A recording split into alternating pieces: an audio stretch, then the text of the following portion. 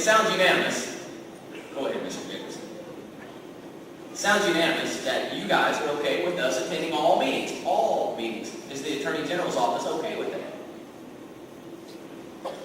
Maybe I didn't say that clearly enough, but my understanding is that the technical meetings, the public is welcome to attend those. The only limitation on that is, unlike here, we're not in a position in those technical meetings. Frankly, if we had, I understand that PSF has 23 people scheduled to come up and talk this evening before we have the public, the general public and the elected officials come up. So, you know, that type of comment is not possible in those meetings. The focus, again, is on the technical issues. But in terms of people coming in and observing that process, I don't think there's ever been a time, and I wasn't there, but my understanding is people were able to come to those meetings. Okay, follow-up question here. Does the team know that clean or cleans officers, I don't know how many there are, many of them, the officers and the directors, are all plaintiffs. They're plaintiffs trying to recover millions of dollars from PSF. Are we aware of that? I don't keep up with that sort of thing, so I'm not aware to in any detail. In general, it would not be surprising that ones of certain groups might end up being appointed. But I certainly don't spend a lot of time thinking about that. How about that? Let me let Mike and Larry, they want to comment on it, but I don't keep up with that level of local politics. I've got enough of that back in Texas. Yeah, I would agree with John. I don't keep track of that. I got more than enough things to keep track of. Good answer. Okay, next question. Did you guys know that the registered agent for Clean, he's one of the attorneys that are representing these plaintiffs that are suing PSF, the registered agent. We all know who that attorney is. Do you guys? No knowledge? Okay. Fair. Okay, now, bottom line, Clean has some say, and they're at these meetings, and they have, I guess their input is allowed. Bottom line, their agenda, it's pretty clear to all of us here what their agenda is to close PSF and any combined beating operations point blank. And we're allowing them to have input with you guys. Does that bother you guys? Because it bothers us. It bothers us. That's a question we want to. We do not set the rules. Okay, I want to turn my attention real briefly to wrap my 3 minutes up here to the Attorney General's office. And I was hoping Mr. Coster would be here, so Jack, since you're here, hopefully you'll be able to take our message back to the Attorney General and hopefully even to the Governor. Your boss and Mr. Nixon are like several of us here. We're elected officials. We're elected officials. What does that mean, being an elected official? Sometimes what we tend to forget, I guess, let me step back. As elected officials, sometimes we tend to forget we're elected by the people. We work for the people.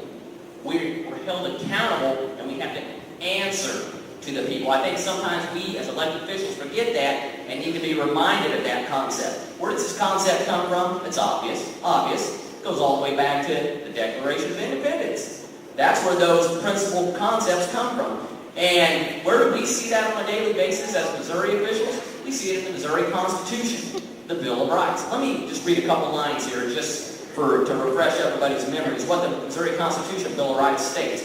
It states all political power, Governor, Attorney General's office, it's vested in and derived from the people, right here. That all government of right originates from the people. It's founded upon their will only and instituted solely for the good of the whole, right here. It doesn't say for the good of one person or a small group. Section 2 talks about constitutional government is intended to promote the general welfare of the people, and that all persons, including us here, just because we're in North Missouri, we're not excluded, we have the natural right to life, liberty, and pursuit of happiness, and the enjoyment of gains of our own industry. And if government, our elected officials, do not confer with this, they fail and their duties and their chief design. That's what's going on. That's what's going on. Our government, when we elect, is not listening to the will of the people. What we want, what we desire, what we need. We are grown adults. We're tired of the technical mumbo jumbo. We don't know who you're protecting with this environmental stuff you're implementing or coming up with. We're fine. We're fine in North Missouri, folks. Let me tell you, the smell is not a problem whatsoever.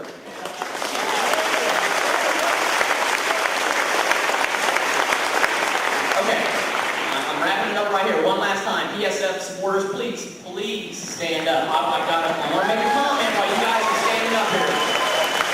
What you're looking at, distinguished panel, Mr. Assistant Attorney General, what you're looking at standing up right here, you're looking at elected officials, county, city, school. You're looking at grandmas, grandpas, sons, daughters, aunts, uncles, brothers, sisters, and more importantly, and most importantly, employees of PSF is what you're looking at here. So what we're asking, Mr. Assistant Attorney General, what we're asking you to do is go back with a message to the Attorney General and to the Governor and tell them what we want.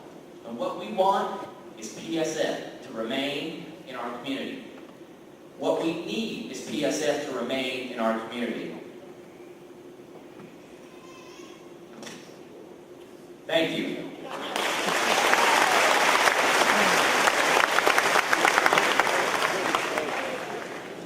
I heard I had to go after Mr. Allen, and I kind of hung back. May I take one minute to make a response? And this, please understand, this is not directed in any way personal, but you made a point about the people, and I think this is so important. One of these technologies that has been approved in this process, the A&D technology, we all gather and we talk about, and all of these meetings, it always comes down to odor.